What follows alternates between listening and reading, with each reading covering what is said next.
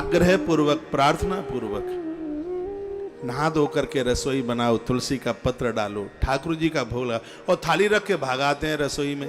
5 minute बैठो उनके सामने।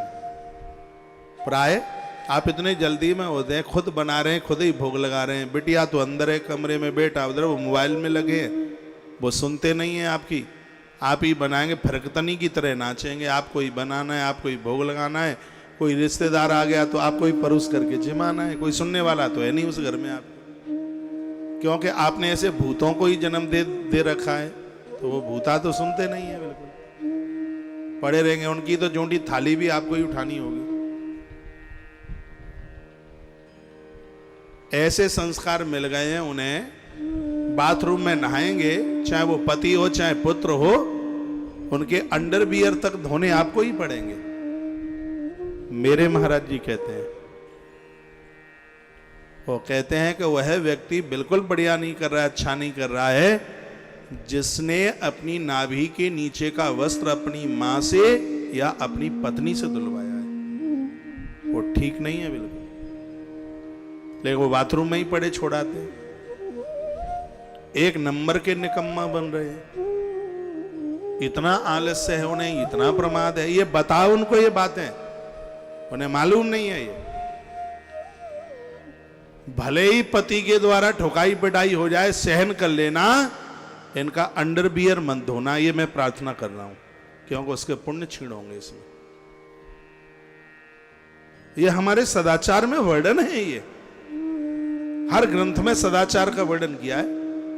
तो उनको समझाओ, मेरी बात हंस के मन निकाली। मैं अपने गुरुजी के पास में बहुत समय तक रहा हूं, लंबे टाइम रहा हूं, लेकिन क्या मजाल है कि मेरे महाराज जी की कॉपी लंगोटी किसी के हाथ लगी हो धोने के लिए। मैंने भी अपने जीवन काल में अपनी लंगोटी कभी किसी विद्यार्थी से, कभी किसी सेवक से नहीं धुलवाई, क्योंकि जिन मर्यादाओं का वर्णन किया गया है कि उनको हम खंडर थोड़ी कर देंगे। रसोई बनाए सुंदर साफ सुथरा करके, बासे तवे पर मत बनाइए, बासे चकले पर मत बेलिए, बर्तनों को साफ सुथरा कीजिए। इतना सुंदर बनाए अपनी रसोई को, ये लगे कि साक्षात मंदिर बना हुआ है। ऐसा बनाए उसको, रसोई को इतना सुंदर बनाए। मैंने तो इस ग्रंथ के यज्ञ में पढ़ा है, यज्ञ का ये प्रसंग है, इसमें लिखा है कि हवन सामग्री 3 वर्ष पुरानी होगी तो ज्यादा प्रभावशाली है। चावल 3 साल पुराना हो, तिल 3 वर्ष पुराना हो, गुड़ उसमें मिलावे वो 3 वर्ष पुराना हो।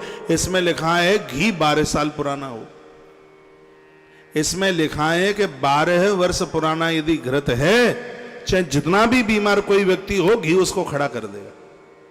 12 वर्ष पुराने गौ माता के घी का इतना बड़ा प्रभाव है, वो एक औषधि का रूप धारण कर लेता है। वो जितना पुराना होगा उतना ही बढ़िया होगा।